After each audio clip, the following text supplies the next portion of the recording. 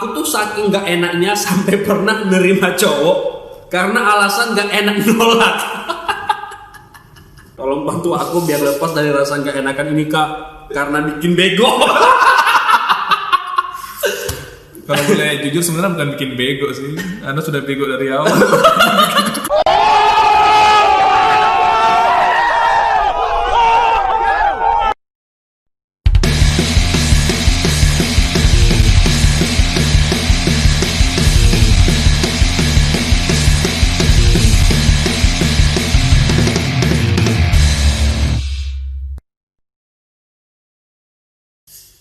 Halo guys, tapi sebelumnya saya buka masker dulu.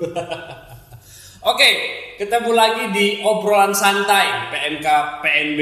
Nah, kali ini tema kita itu nggak enakan jadi orang yang nggak enak. Nggak enaknya jadi orang yang nggak enakan. Oh, nggak enaknya jadi orang yang Nggak enakan. Nah, itu tema kita hari ini. Nah, kita pasti sudah familiar banget lah dengan muka orang ini gitu ya. Dan mungkin muka orang ini selama 2 bulan ke depan tidak akan menghiasi layar kaca ataupun layar dunia Bali ini. 3 bulan. Oh, 3 bulan ya? Mau kemana kamu? Mau ke ada proyek di NTT. Jadi ini spesial juga ya, selama 3 bulan. Mau pamit dulu? Ya, saya pamit. Oke, nah tema kita hari ini nggak enaknya menjadi orang yang nggak enakan. Ya. Kenapa Anda?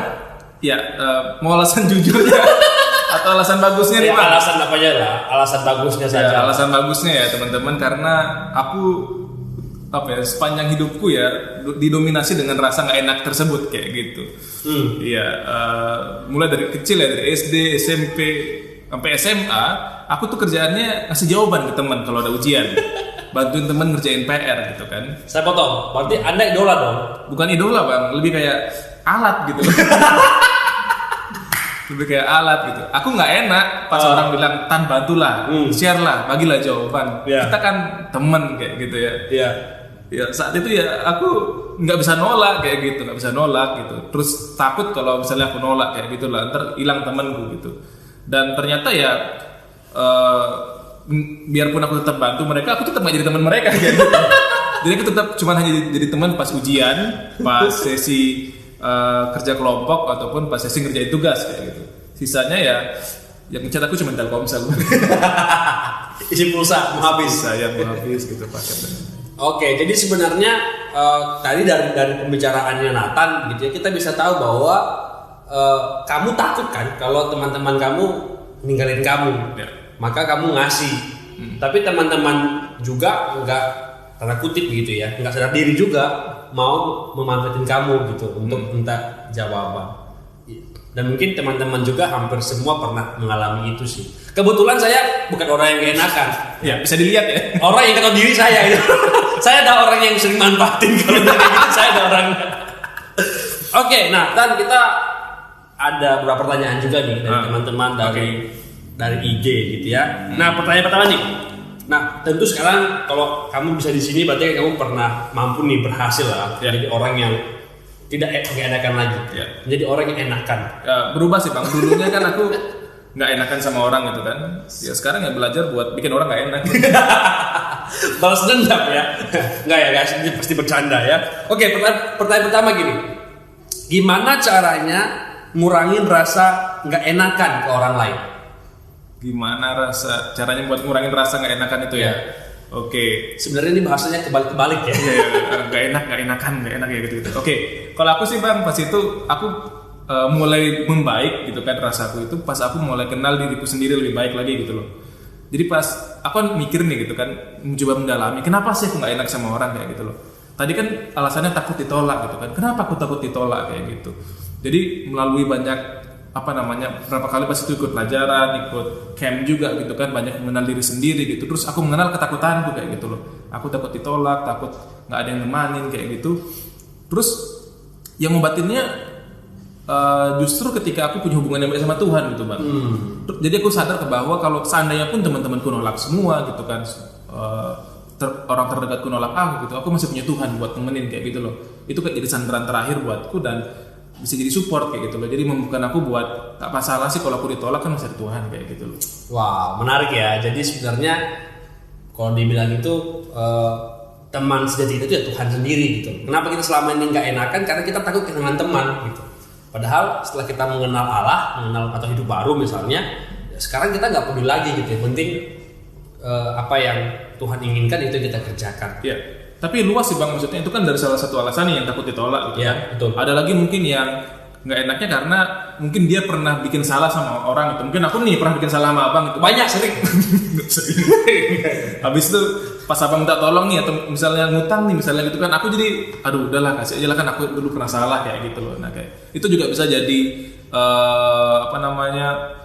potensi buat kita jadi nggak enakan ya gitu loh. Kalau ini hitungan sih toxic relationship ya. Toxic. Jadi luas lah kayak gitu. Nah, bisa lihat kalau mau bicara tentang toxic bisa lihat di link di bawah ini ya. Ntar aku masukin. Terus bisa juga mungkin karena didikan sih Bang dari orang tua yang terus mendisiplin kamu harus kayak gini kayak gitu kan.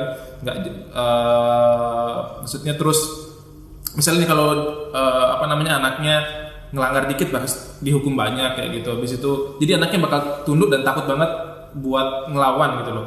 Jadi bawaannya tunduk aja, disuruh apa tunduk mau aja gitu, disuruh ngapain mau aja kayak gitu loh. Karena selama hidup ini program buat gitu aja. Dan di lingkungan kita itu dibilang baik.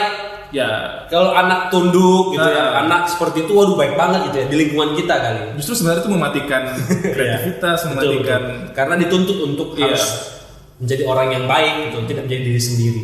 Banyak tekanan biasanya. Banyak tekanan.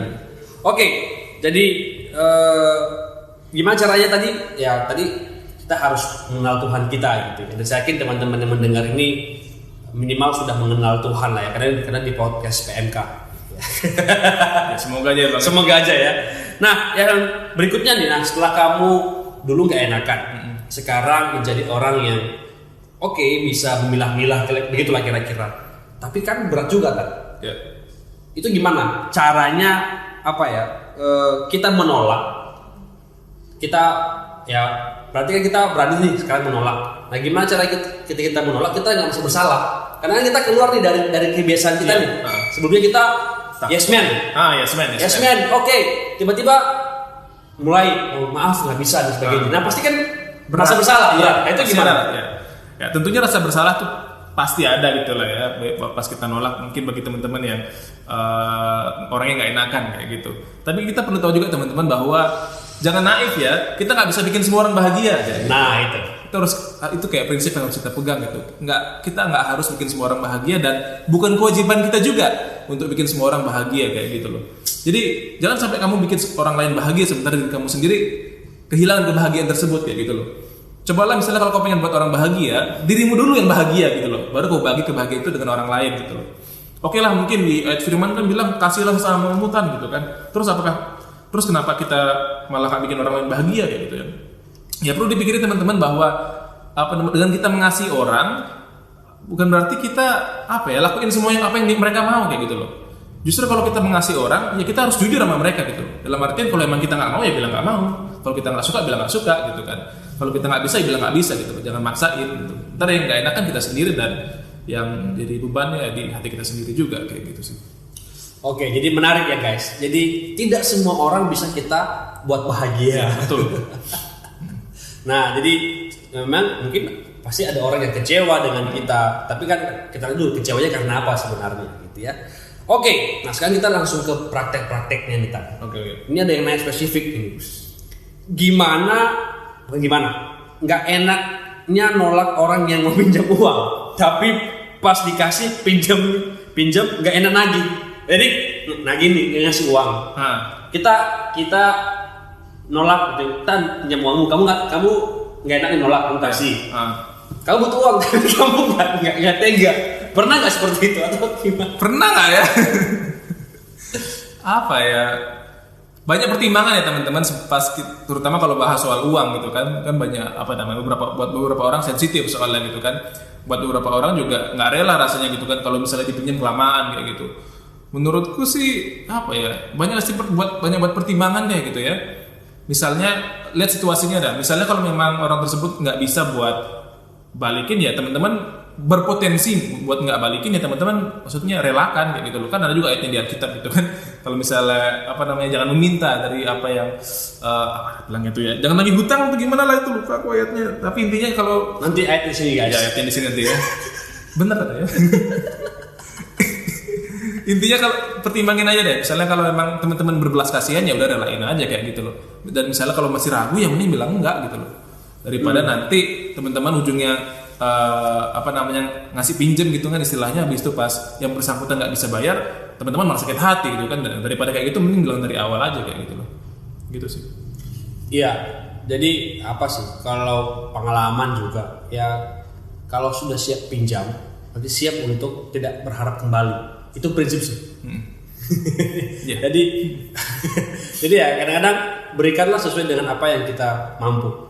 Tapi kalau memang udah ngasih dan ya kalau dikasih berharap ya syukur, kalau nggak dikembalikan ya tidak. Kecuali memang ada kasus khusus memang mungkin karena memang ya teman-teman lebih tahu lah. Tapi ingat kalau kita ngasih tapi kita nggak punya, tapi gara-gara nggak enak, ya mendingan jangan kasih gitu. Atau kasih sesuai dengan yang kamu bisa. Ya, betul. Tapi kecuali kalau memang mungkin karena kasus khusus atau memang butuh banget ya memang itu beda lagi. Tapi kalau teman-teman sebenarnya nggak mau ngasih uang nih, nggak mau ngasih karena mungkin nggak punya, ya jangan ngasih gitu. Atau kalau mau ngasih kasih sesuai yang kita kemampuan kita gitu. Sehingga ya sudah, kita pun nggak nagih pun ya nggak apa-apa juga gitu. Dalam konteks ini ya nggak enaknya jadi orang nggak enakan. Nah, pertanyaan berikutnya Dan, gimana respon kita ke orang yang suka seenaknya sedangkan kita nggak enakan? Maksudnya gini, mungkin seenaknya nyuruh gitu ya, seenaknya ya suka-sukanya dewe lah ya, kayak penjajah gitu. Nggak enakan lah intinya, suka-sukanya. Nah kita gimana? Misalnya satu kepanitiaan, mungkin kita pengurus misalnya, kita terus yang dimintain mungkin satu komisi, satu anggota, satu divisi misalnya. Oke. Nah kita terus yang diminta, nah itu gimana caranya nolak itu atau ya gimana cara menghadapinya lah? Satu hal sih kalau konteksnya kepanitiaan kayak tadi ya Bang, ya jujur aja gitu loh. Maksudnya ajak ngomong berdua terus bilang bro gitu kan, nggak ada orang lain kah buat disuruh-suruh? jangan gue mulu gitu ya. Maksudnya komunikasikanlah perasaanmu ke dia kayak gitu loh. Dalam arti ini jujur aja gitu loh. Kalau kamu kecewa bilang kecewa, kalau kamu marah bilang marah gitu kan. Maksudnya kalau kamu cuma diem aja nggak bakal selesai masalahnya gitu kan. Dan pihak yang orang yang bersangkutan nggak bakal tahu gimana perasaanmu. Jadi jujur aja gitu. Tapi mungkin kita perlu lurus dulu, kecuali ya dalam konteks itu cuma kamu berdua misalnya ya nggak bisa nyepir lagi dong. Tapi kalau banyak anggota misalnya, terus cuma satu cuma kamu terus yang suruh ya mungkin perlu diomongin gitu. Tapi kalau memang cuma sumber daya manusia juga terbatas ya nggak bisa juga sih ya, kita harus mengerti juga. Tapi dalam konteks ini kalau cuma kamu sendiri ya itu tadi. Nah itu kan dalam kepanitiaan nih. Misalnya kalau dalam hierarki kerja misalnya ya mau gimana lagi kan, atasan sama bawahan ya suka-suka bos lah ya nyuruh kayak gitu loh. Nah yang menariknya ntar kalau konteksnya di teman gitu kan, konteksnya di teman di lingkaran kecilmu misalnya gitu. Satu orang nih kerjaannya ya ngelawak kelewatan kayak gitu kok, habis itu suka nyuruh gitu ya, toksik lah bilangnya gitu kan, dan lu nggak enakan orangnya. Terus gimana caranya gitu kan?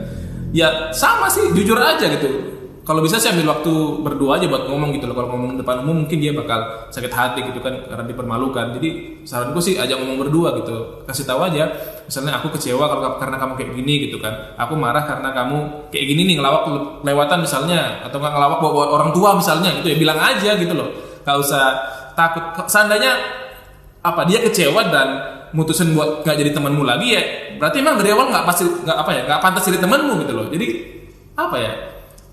sama kayak tadi loh, nggak semua orang harus kamu buat bahagia kayak gitu loh. Jadi jujur aja kayak gitu loh, jujur ke perasaan, jujur ke orang kayak gitu.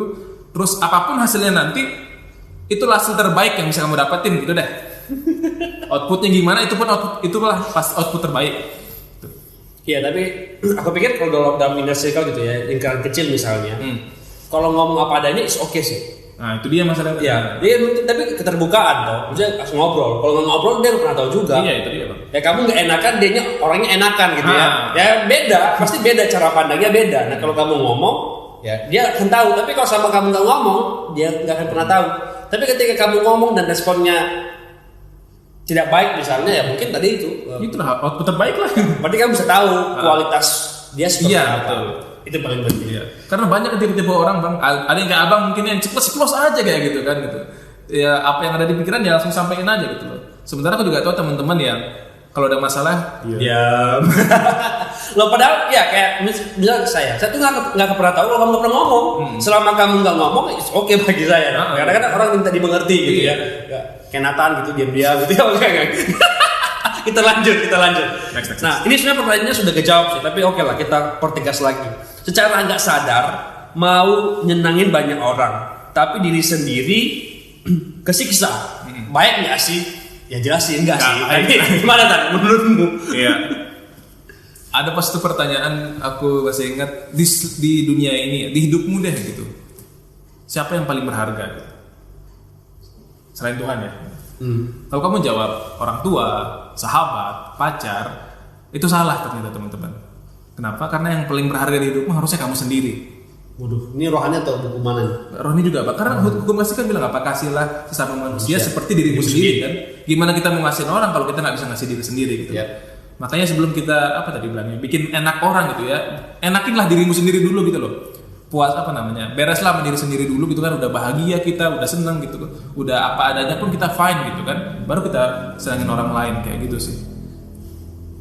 Ya, jadi kembali lagi ya, kita mau menyenangkan orang itu bukan supaya kita diterima, tapi karena kita mengerti kenapa kita harus menyenangkan, karena kutip ya, menolong orang dan sebagainya.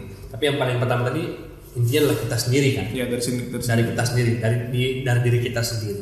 Oke, wah ini pertanyaannya lumayan banyak, tapi ini agak sedikit, tapi masih dalam masih dalam tema kita gini ya. Gimana caranya menghadapi teman yang moody parah? Pastilah ya. Nata sendiri pun moody orangnya ya.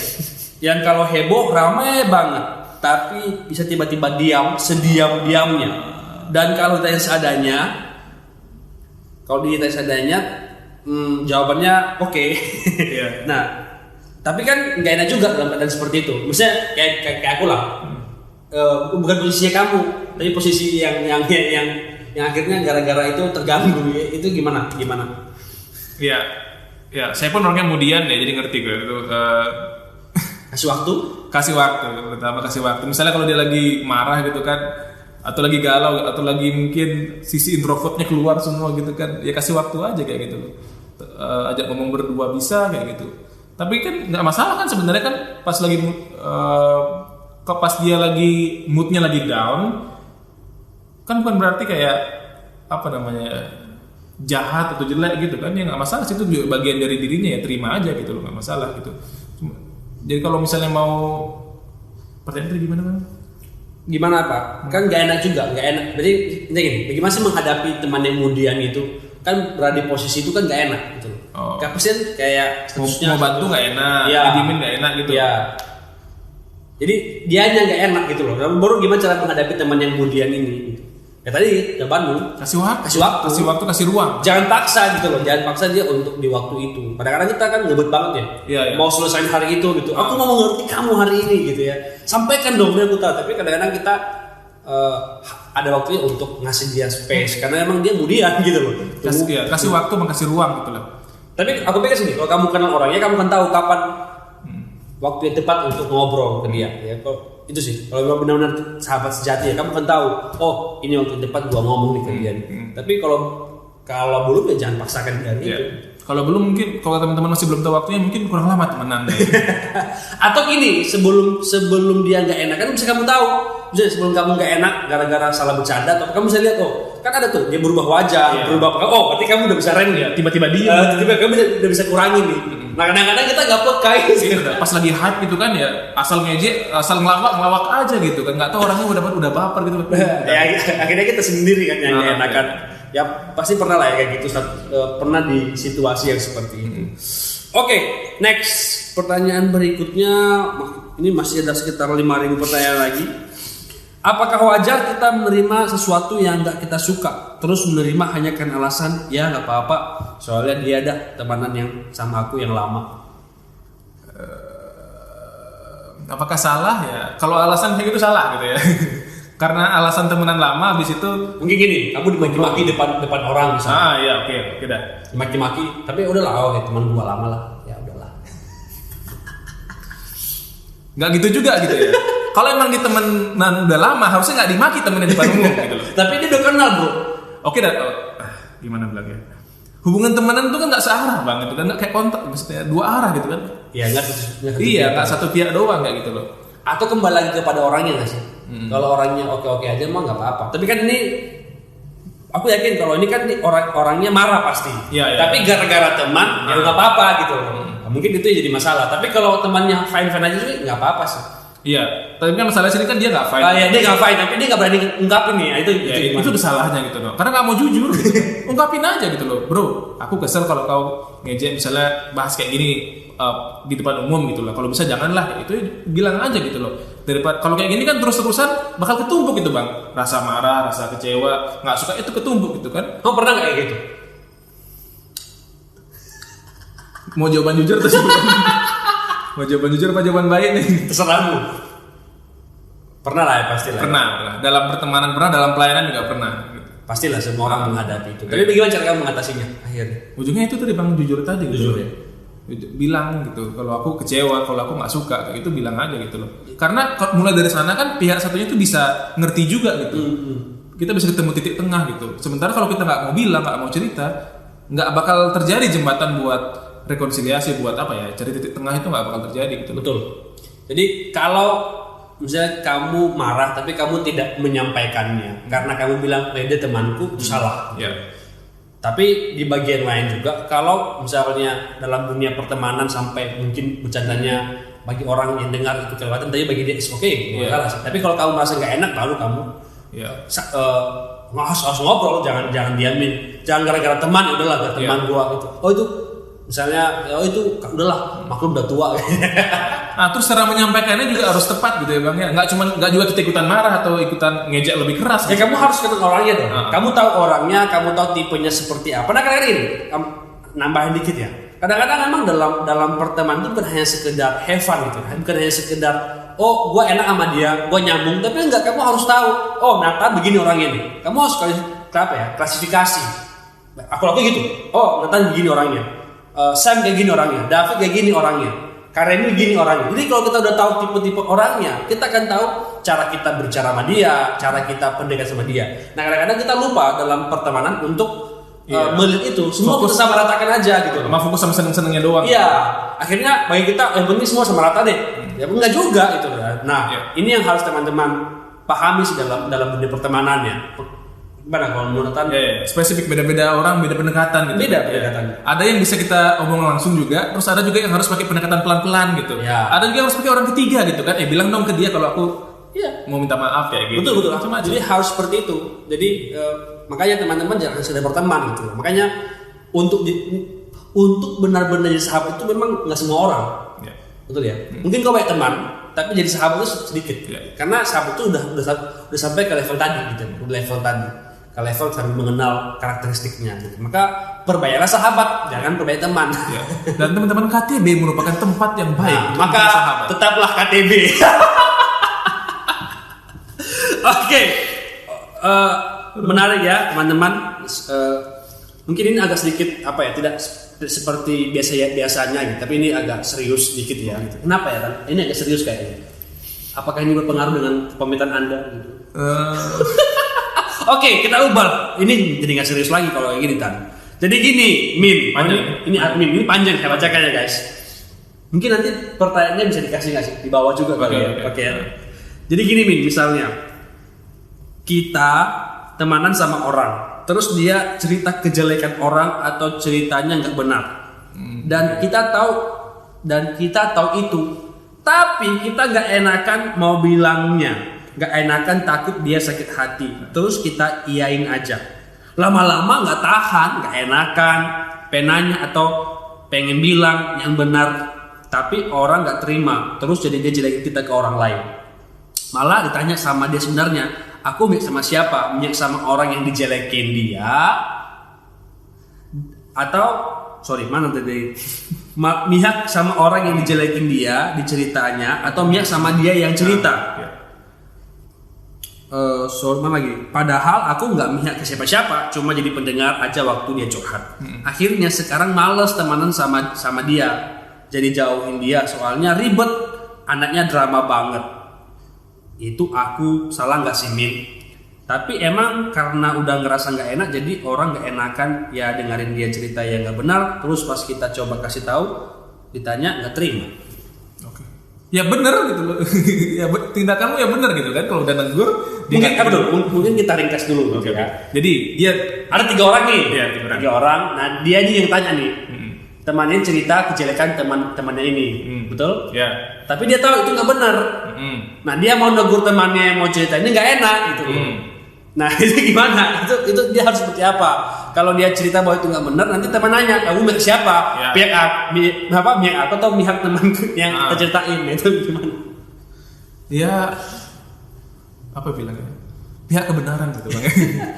Kebenaran tetap kebenaran sih. Maksudnya ya menurutku ya pihak firman Tuhan aja gitu kan ada sana nasihat buat menegur gitu kan. Maksudnya kalau tahu teman kita salah terus kita diemin kan kita salah juga gitu kan. Nah kita tahu nih teman kita salah ya tentunya kita harus tegur gitu dong. Dan aku rasa dengan kita negur teman itu ya tindakan yang benar kayak gitu kan.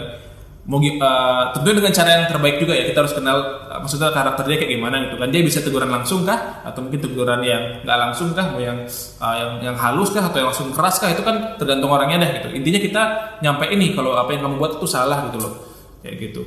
Nah responnya dia kalau misalnya kita udah usahakan yang terbaik gitu kan, kalau misalnya dia terima ya berarti kan lebih erat hubungan kalian kan, dia terbangun gitu kan, terus percaya bahwa kamu ini teman yang mau membangun dia gitu loh. Betul. Bukan cuma sekedar teman ringan aja gitu loh. Tapi misalnya dia nggak terima, habis itu berhenti kalian temenan, terus kamu malah digosipin lebih banyak lagi, berarti ya emang dia sebenarnya nggak pantas buat jadi temanmu bro gitu loh, sis gitu mungkin. Beda frekuensi gitu loh, beda frekuensi kayak gitu loh. Mungkin jadi kenalan oke deh, tapi buat jadi teman dekat kayaknya beda gitu loh, nggak pas buatmu gitu loh. Jadi atau memang bukan sahabat sejati. Iya bukan sahabat sejati kayak gitu loh. Oke, tapi kita berarti gini ya, bukan beda-bedakan teman, tapi memang ada teman, ada sahabat. Memang kalau sahabat itu ya pasti akan menerima kita apa adanya sih. Iya. Kalau bergaul sama siapa? Bergaul sama siapa aja. Gitu. Oke, nah ini pertanyaan pamungkas gitu ya, pamungkas gitu ya, kayak intinya saja. Kak, aku tuh saking nggak enaknya sampai pernah nerima cowok karena alasan nggak enak nolak. Jadi anak Polte nggak tahu siapa ya. Kasihan gitu rasanya, jadi dia kasihan banget ya yang jadi pacarnya. Aku kasih jadi cowoknya, kasihan sama cowoknya. Pacarnya udah bahagia banget. Iya, dan diterima dikira suka gitu ya. Padahal nggak enak kan. Padahal suka pun nggak enak sama sekali. Aku nggak bayangin kalau cowok itu lagi nonton. Tapi karena nggak tega, nggak enak, suka bikin asumsi sendiri. Kayak ntar kalau aku jawab gini dia sakit hati nggak ya. Nah ini sering banget sih, apalagi teman-teman yang wanita kali ya. Dasarnya niatku nggak mau nyakitin orang, tapi kalau kayak gitu kan kadang nggak enak kita dimanfaatin sama orang lain. Tolong bantu aku biar lepas dari rasa nggak enakan ini kak, karena bikin bego. Kalau boleh jujur sebenarnya bukan bikin bego sih, Anda sudah bego dari awal. Sorry kawan. Aduh, ini gimana? Jadi dia terima pacarnya, dia gak suka, tapi gara-gara gak enak ya. Aku lagi bayangin pacarnya nih bahagia, yes, aku punya pacar, dia gak tahu. Itu gara-gara gak enak. Iya bukan karena kasih, tapi kasihan gitu bang. Itu gimana? Dia tanya gini, gimana cara mengatasinya? Mungkin sama kasus juga sih, kamu mau minjem uang tapi kamu nggak punya uang, akhirnya kau ngutang sama orang lain biar bisa ngasih dia utang. Itu gimana? Aduh, ini konteksnya kalau misalnya buat teman-teman cewek yang mungkin sedang lagi bingung mau terima atau enggak dalam kasus yang sama ya, ya jujur aja mending tolak di awal gitu loh, kasihan cowoknya bro. Kamu mah nggak apa-apa gitu, kasihan dia gitu loh. Nggak, mereka pun sebenarnya ya ada salah bersalah juga, tapi aku nggak bilang deh. Jadi intinya jujur aja gitu loh. Kalau nggak suka bilang enggak kayak gitu loh, kasihan cowoknya gitu loh. Sabar tanam pernah bilang aja kalau enggak kayak gitu loh. Ada banyak mainan, ada banyak game di Play Store. Hati cowok jangan dimainin. Jujur aja gitu loh, bilang kalau enggak gitu loh.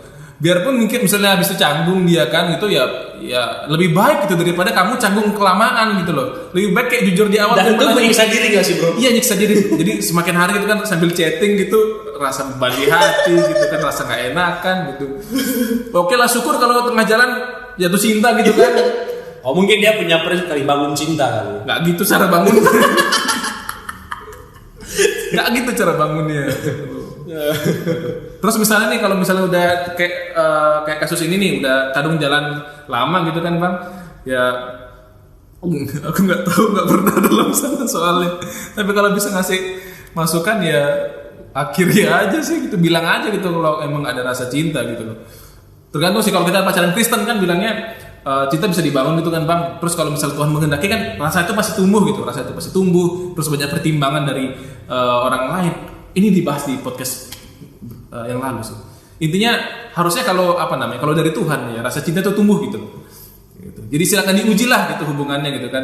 Aku nggak bisa ngasih saran maksudnya so jalan atau nggak berhentiin gitu, nggak, itu kan harus kamu sendiri yang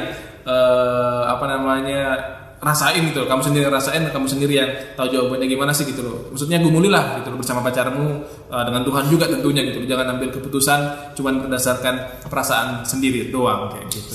Oke, nah mungkin untuk podcast kita kali ini sampai di sini saja. Mungkin Nathan ada mau menyampaikan closing statement lah untuk teman-teman semua yang mendengarkan kita di saat ini. Oke, balik ke tadi sih ya teman-teman, bukan tanggung jawab kita untuk bikin semua orang bahagia kayak gitu loh. Jadi jangan ragu buat bilang enggak, habis itu enggak mau misalnya atau enggak bisa gitu kan. Jangan ragu gitu. Jadi, jangan naif juga gitu kan.